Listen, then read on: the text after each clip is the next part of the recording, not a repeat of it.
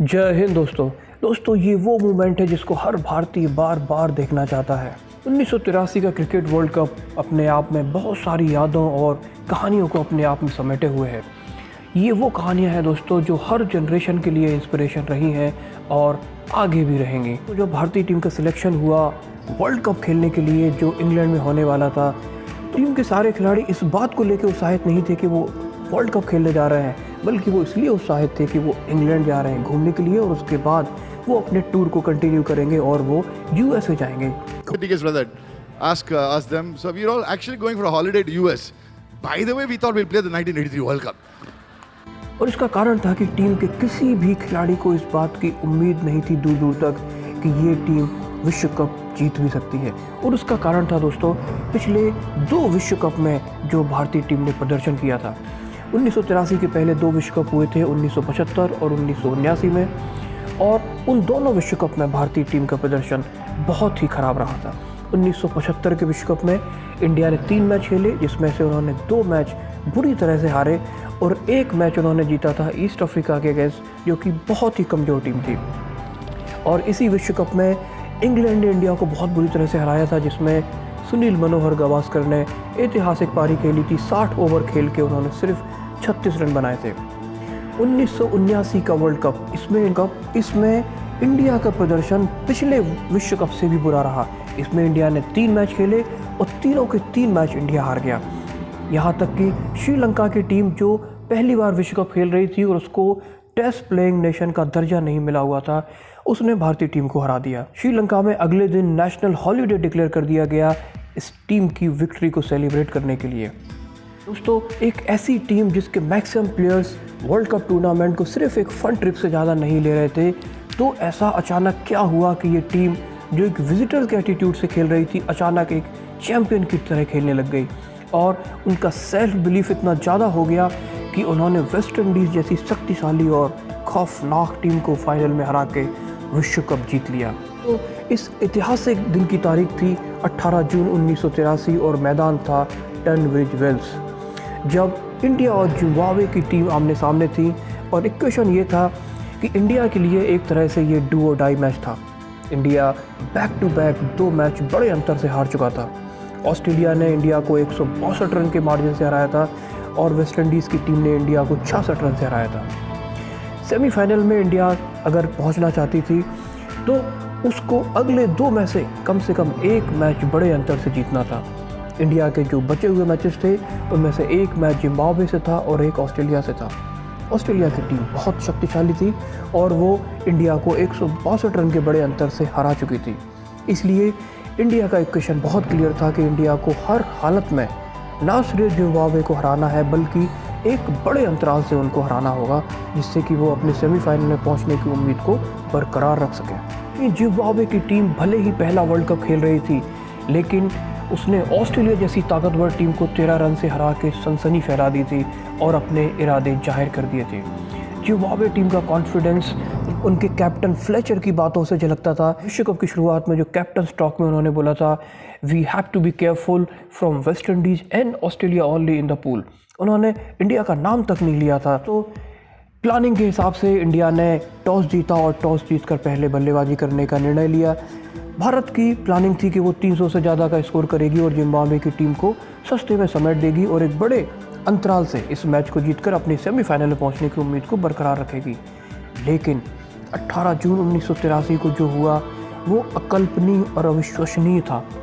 कमज़ोर सी दिखने वाली जिम्बाब्वे की टीम ने भारत के होश उड़ा के रख दिए।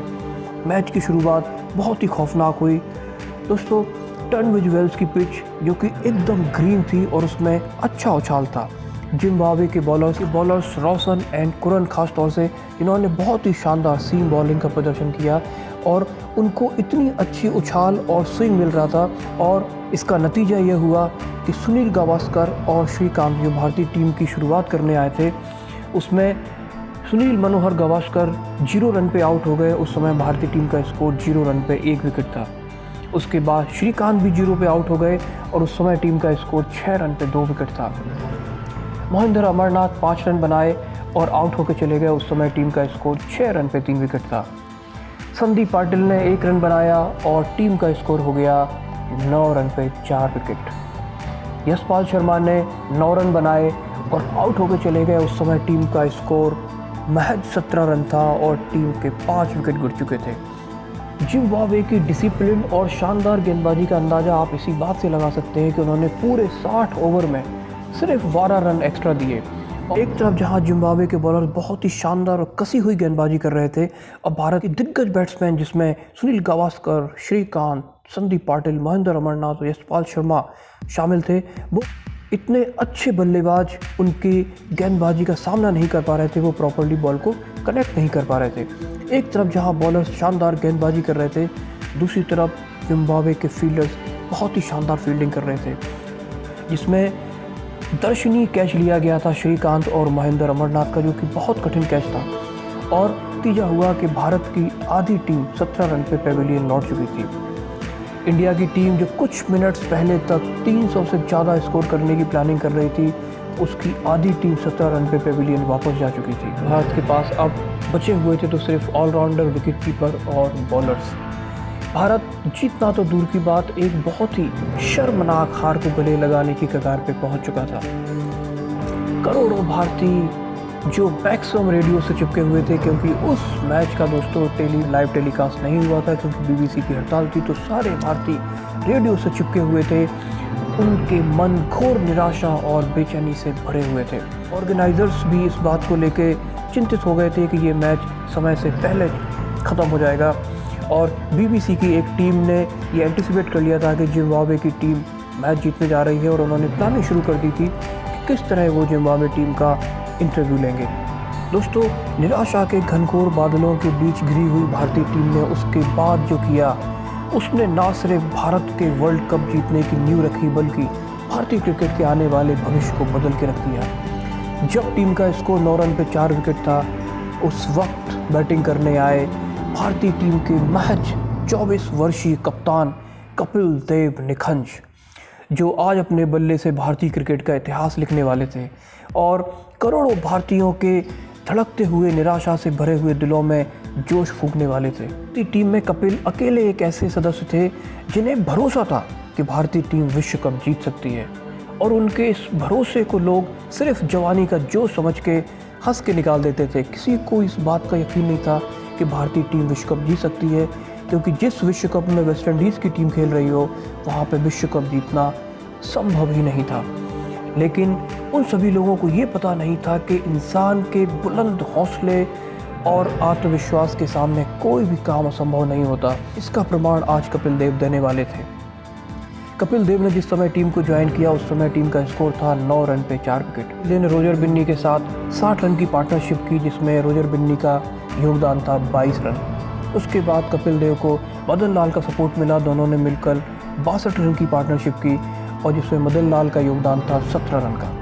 उसके बाद कपिल देव और कृमानी ने मिलकर 126 रन की अविजित साझेदारी की, जिसमें कृमानी का स्कोर महज 24 रन था। कपिल की वो इनिंग बहुत ही सूझबूझ से भरी हुई थी। कपिल की इनिंग को 2 पार्ट में बांटा जा सकता है। पहले पार्ट में कपिल जहां बहुत ही सतर्क थे, उन्होंने सिंगल और डबल रन दौड़ के अपनी टीम का स्कोर बढ़ाना शुरू किया, और उनका उद्देश्य था कि टीम का स्कोर 100 के पार जाए, एक सम्मानजनक स्थिति में पहुंच जाए, जिससे कि कुछ तो संघर्ष करने की स्थिति पैदा हो। और इनिंग का दूसरा हिस्सा था जिसमें कपिल देव बहुत ही ज़्यादा डिस्ट्रक्टिव मूड में थे। उन्होंने जिम्बाब्वे की बॉलिंग को, जिसको कुछ देर पहले तक भारतीय बल्लेबाज खेल नहीं पा रहे थे, उस गेंदबाजी का विध्वंस कर दिया। 100 रन 100 बॉल पे कंप्लीट किए, और उसके बाद अगली 38 गेंदों पे धुआंधार 75 रन बनाए, और कुल 175 रन की पारी खेली, जिसमें 16 चौके और 6 बड़े छक्के थे।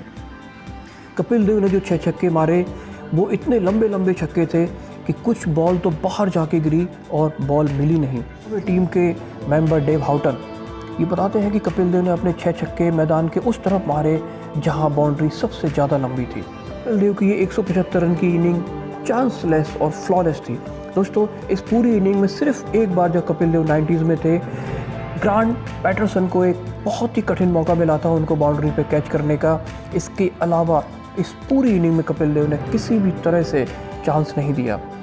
कपिल देव की इस इनिंग ने एक ऐसा जोश फूंका हर भारतीय खिलाड़ी के अंदर कि इस मैच के बाद हर खिलाड़ी भारत के लिए मैच जीतना चाहता था, हर खिलाड़ी भारत के लिए विश्व कप जीतना चाहता था, हर खिलाड़ी अपना 100% से ज़्यादा योगदान करना चाहता था भारत के विश्व कप जीतने के इस मिशन में। और उसका नतीजा हुआ दोस्तों कि भारत ने उसके बाद कोई मैच नहीं हारा। भारत ने अगले ही मैच में शक्तिशाली दिखने वाली ऑस्ट्रेलिया की टीम को 118 रन से बुरी तरह हरा दिया और सेमीफाइनल में प्रवेश किया।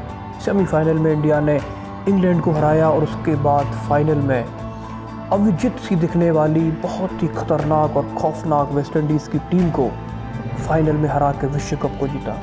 दोस्तों, भारत की सेमीफाइनल और फाइनल की जर्नी भी अपने आप में बहुत ही रोमांचक है कि इस रोमांचक सफ़र को मैं लेके आऊँगा अगली वीडियो में, जहां आप देखेंगे किस तरह भारत की टीम ने इंग्लैंड को हराया और उसके बाद वेस्ट इंडीज़ की पावरफुल टीम को हरा के विश्व कप जीता। दोस्तों, अगर इंसान के अंदर हौसला हो, उसके अंदर आत्मविश्वास हो और कुछ करने का जुनून हो, तो उसके सामने कोई भी काम असंभव नहीं होता। और इसको साबित किया कपिल देव निखंज ने उस दिन जब भारत की पारी पूरी तरह से चरमरा गई थी और कोई आशा की उम्मीद नहीं थी, लेकिन उन्होंने एक ऐसी पारी खेली जिसने ना सिर्फ उस मैच का नक्शा बदला बल्कि आने वाले भारतीय क्रिकेट के भविष्य को बदल के रख दिया। One thing, let me tell you one thing. We won the World Cup because of one man. The man who had so much of self-belief in himself. Kapil Dev. Thanks to you, Kapil Dev. दोस्तों, हम मिलेंगे आपसे अगली video में जिसमें हम cover करेंगे भारत के सेमीफाइनल और फाइनल की जर्नी, जो कि बहुत इंटरेस्टिंग है। जुड़े रहिए हमारे साथ। I am wishing you very best of luck for all your endeavours.